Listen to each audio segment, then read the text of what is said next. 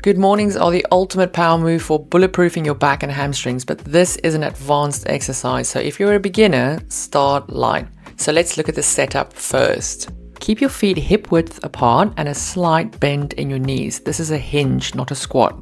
And you're going to position the bar on the back of your delts. Now, remember, this is a hinge, not a squat, so you want to send your hips straight back as if you're closing a car door with your glutes. Let's look at the setup again.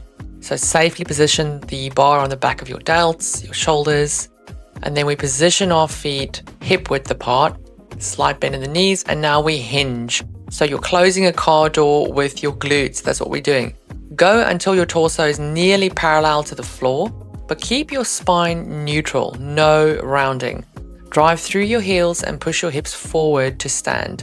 Squeeze your glutes at the top. If you feel this in your lower back, you're going too low or you're rounding. Make sure that you master the hinge so that you save your back. If you're trying good mornings for the first time, take your time. Make the most of the downward movement, control it all the way up and all the way down. Go nice and light to begin with until you master the hinge so that you don't hurt your back. This is a great exercise if you master the form.